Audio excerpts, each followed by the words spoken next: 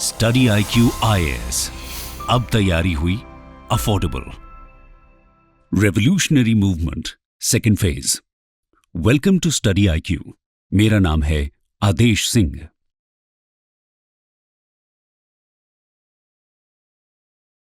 दोस्तों, आज हम बात करने वाले हैं इंडिया में रेवोल्यूशनरी मूवमेंट के सेकेंड फेज की। फर्स्ट फेज को हम अपनी वीडियो में पहले ही डिस्कस कर चुके हैं। आज हम देखेंगे कि रेवोल्यूशनरी मूवमेंट के सेकेंड फेज की शुरुआत कब और कैसे होती है, और साथ ही फर्स्ट और सेकेंड फेज के बीच के डिफरेंसेस को भी समझने की कोशिश करेंगे। तो आइए शुरू करते हैं। इंट्रोडक्शन। दोस्तों, गांधी जी और CR दास के कहने पर बहुत से revolutionary groups non cooperation movement में हिस्सा लेते हैं, लेकिन जब अचानक से चौरी चौरा के बाद 1922 में ये आंदोलन वापस ले लिया जाता है, तब ये लोग बहुत निराश हो जाते हैं। इंडियन नेशनल कांग्रेस की लीडरशिप, स्ट्रैटेजी और अहिंसा पर से इनका भरोसा ही उठ जाता है। फिर ये लोग आजादी पाने के लिए किसी दूसरे विकल्प की तलाश करने लगते हैं। अब इन्हें न तो स्वराजिस्ट्स के पार्लियामेंट्री वर्क में इंटरेस्ट था और न ही नो चेंजर्स के कंस्ट्रक्टिव कामों में। इसलिए ये फिर से रेवोल्यूशनरी एक्टिविटी को रिवाइव करने का फैसला करते हैं। इस दौरान रेवोल्यूशनरी ग्रुप्स के दो सेपरेट स्ट्रैंड्स उभरते हैं, जिसमें एक पंजाब, यूपी, बिहार के एरिया में एक्टिव था और दूसरा बंगाल में। इनके बारे में डिटेल में जानना जरूरी है। शुरुआत करते हैं पंजाब, यूपी, बिहार वाले ग्रुप से। इन पंजाब यूनाइटेड प्रोविंसेस, बिहार। दोस्तों, इस रीजन में रेवोल्यूशनरी एक्टिविटी को डोमिनेट करने वाले ग्रुप का नाम था हिंदुस्तान रिपब्लिकन एसोसिएशन या आर्मी, यानी कि HRA।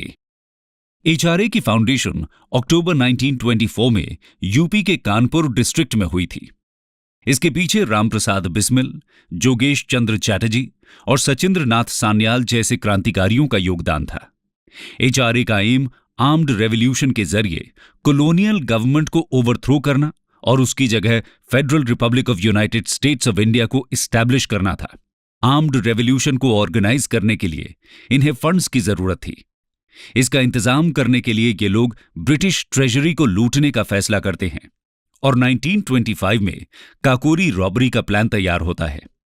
काकोरी लखनऊ के पास एक छोटा सा स्टेशन था, जहां 9 अगस्त 1925 को ये लोग 8 डाउन ट्रेन पर डाका डालते हैं और इसमें रखे रेलवे के ऑफिशियल कैश को लूट लेते हैं।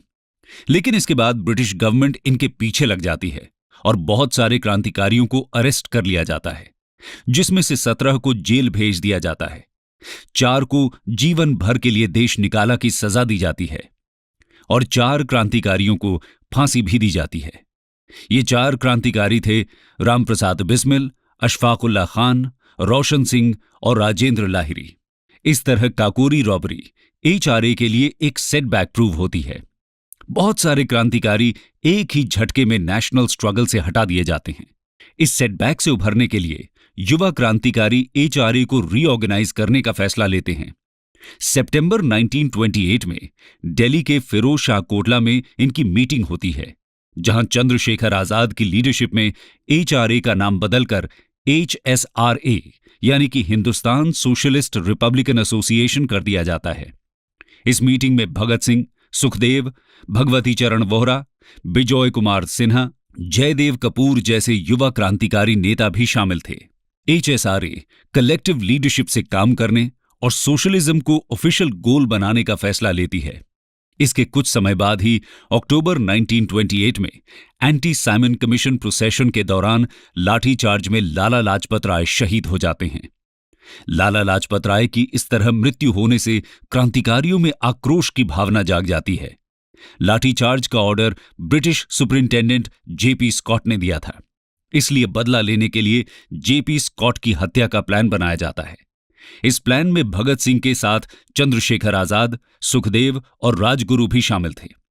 ये लोग JP स्कॉट को गोली मारने के लिए जाते हैं, लेकिन इनके क्रांतिकारी साथी जयगोपाल स्कॉट की सही पहचान नहीं कर पाते, जिस वजह से ASP सॉन्डर्स की हत्या हो जाती है। इसके बाद इनका अगला बड़ा एक्शन होता है 8 अप्रैल 1929 को सेंट्रल लेजिस्लेटिव असेंबली में बॉम्ब फेंकना।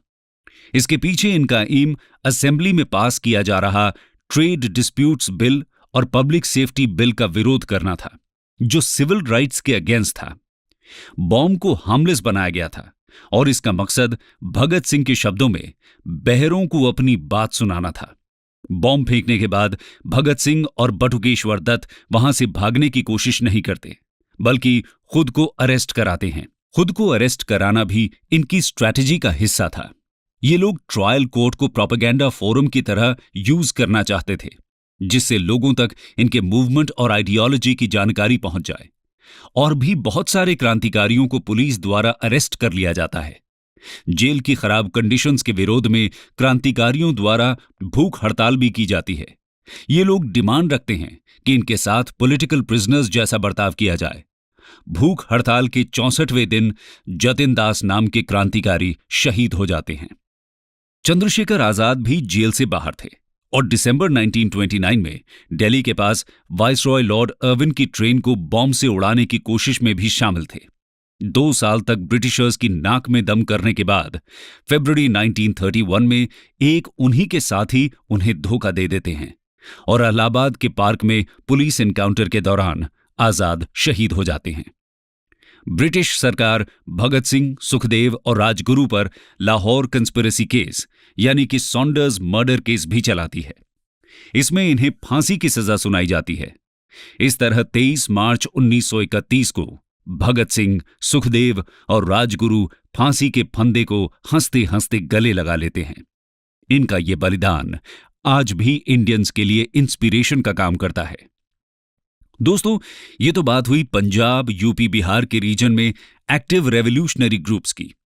आइए बंगाल की बात करते हैं। इन बंगाल, दोस्तों, बंगाल में सबसे famous revolutionary group Chittagong group था, जो सूर्य सेन की लीडरशिप में काम कर रहा था। सूर्य सेन भी नॉन कोऑपरेशन मूवमेंट में पार्टिसिपेट कर चुके थे और चिटागोंग के नेशनल स्कूल में टीचर थे, इसलिए इन्हें प्यार से मास्टर दा भी कहा जाता था। रेवोल्यूशनरी एक्टिविटी की वजह से 1926 से 1928 तक ये जेल में भी रहे थे। इसके बाद ये कांग्रेस में काम करना जारी रखते हैं। 1929 में सूर्य सेन चिटागोंग डिस्ट्रिक्ट कांग्रेस कमेटी के सेक्रेटरी भी थे। सूर्य सेन अनंत सिंह, गणेश घोष और लोकनाथ बाल जैसे अपने साथियों के साथ मिलकर एक आर्म्ड रिबेलियन ऑर्गेनाइज करने का फैसला करते हैं। इनका प्लान चिटागोंग के 2 मेन आर्मरीज पर कब्जा करना होता है, जहां से ये आर्म्स सीज करके रेवोल्यूशनरीज तक पहुंचा सके। प्लान को एग्जीक्यूट करने के लिए Surya Sen Indian Republican Army Chittagong branch की फॉर्मेशन करते हैं। 18 अप्रैल 1930 को प्लान एक्शन में लाया जाता है। अपने साथियों के साथ सेन चिटागोंग की पुलिस आर्मरी पर रेड डालते हैं। एक दूसरा ग्रुप ऑक्सिलियरी फोर्सेस की आर्मरी को रेड करता है। रेड के दौरान इन्हें आर्म्स तो मिल जाते हैं, लेकिन एम्यूनिशन लोकेट करने में ये फेल हो जाते हैं। हालांकि ये टेलीफोन, टेलीग्राफ और रेलवे लाइंस को डिस्ट्रॉय करने में जरूर कामयाब होते हैं। सूर्यसेन पुलिस आर्मरी के प्रेमिसेस में इंडियन फ्लैग होइस्ट करते हैं और यहां प्रोविंशियल रेवोल्यूशनरी गवर्नमेंट की प्रोक्लेमेशन करते हैं। इसके बाद ये लोग जलालाबाद हिल्स की तरफ भाग जाते हैं। 22 अप्रैल को यहां पुलिस फोर्स पहुंच जाती है और इनके बीच गन बैटल शुरू हो जाता है, जिसमें 12 क्रांतिकारी शहीद हो जाते हैं और पुलिस के लगभग 80 जवान मारे जाते हैं। बाकी क्रांतिकारियों के साथ सूर्यसेन यहां से भाग निकलते हैं। इसके बाद सूर्यसेन अलग अलग जगह छुप कर रहते हैं। गवर्नमेंट की प्रॉपर्टी पर रेड डालने का सिलसिला भी जारी रहता है, लेकिन फरवरी 1933 में इनके साथी नेत्रसेन इन्हें धोखा दे देते हैं। जब सूर्यसेन इनके घर में छुपे हुए थे, तब ये ब्रिटिशर्स को खबर कर देते हैं और सूर्यसेन को अरेस्ट कर लिया जाता है। सूर्यसेन पर पुलिस द्वारा जेल में बहुत टॉर्चर किए जाते हैं और 12 जनवरी 1934 को इन्हें फांसी दे दी जाती है। इनकी एज उस समय मात्र 39 साल थी। इनके बाकी क्रांतिकारी साथी भी या तो पुलिस एनकाउंटर में मारे जाते हैं या अरेस्ट कर लिए जाते हैं। दोस्तों, ये तो बात हुई सेकेंड फेज के कुछ इंपॉर्टेंट रेवोल्यूशनरी ग्रुप्स और उनकी एक्टिविटीज की। आइए अब जानते हैं कि सेकेंड फेज में रेवोल्यूशनरी मूवमेंट कैसे फर्स्ट फेज से अलग था। Difference between first and second phase of revolutionary movement.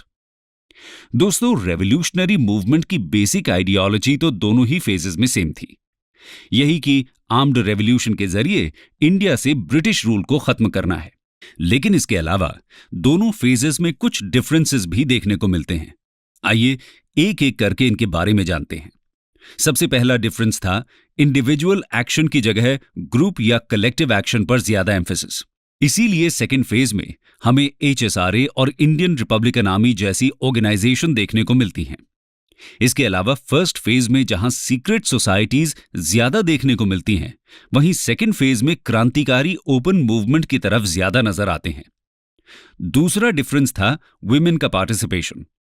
Second phase की रेवोल्यूशनरी एक्टिविटीज में लार्ज स्केल पर वुमेन का पार्टिसिपेशन देखने को मिलता है, जिसमें सूर्य सेन ग्रुप की प्रीति लता वाडेडर और कल्पना दत्त, HSRA की दुर्गा भाभी जैसे नाम शामिल हैं। इनके अलावा कुमिला के डिस्ट्रिक्ट मैजिस्ट्रेट को गोली मारने वाली 2 स्कूल गर्ल्स शांति घोष और सुनीति चौधरी, और फरवरी 1932 में कॉन्वोकेशन सेरेमनी के दौरान गवर्नर पर फायर करने वाली बीना दास की बहादुरी के किस्से भी याद किए जाते हैं। इसके अलावा दोस्तों, फर्स्ट फेज के दौरान हिंदू रिलीजियोसिटी की तरफ एक ट्रेंड देखने को मिलता है, जैसे कि क्रांतिकारी देवी की प्रतिज्ञा जैसी कुछ रस्मों को फॉलो करते थे। लेकिन सेकेंड फेज में ऐसा देखने को नहीं मिलता।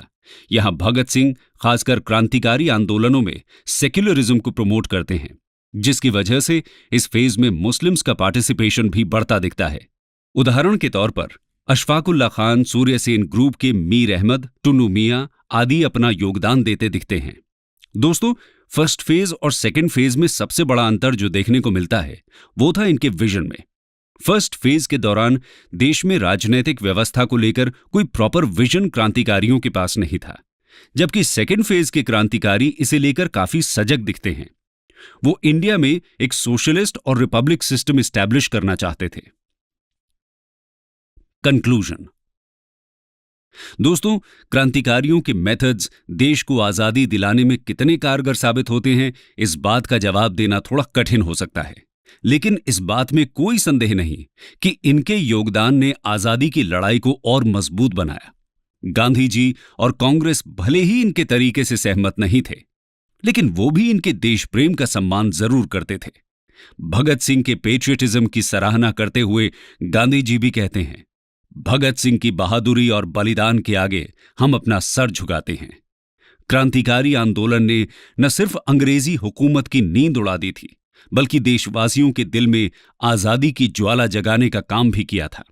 इसीलिए आज भी इनके बलिदान को याद करके हम गौरवान्वित महसूस करते हैं। स्टडी IQ IAS, अब तैयारी हुई अफोर्डेबल।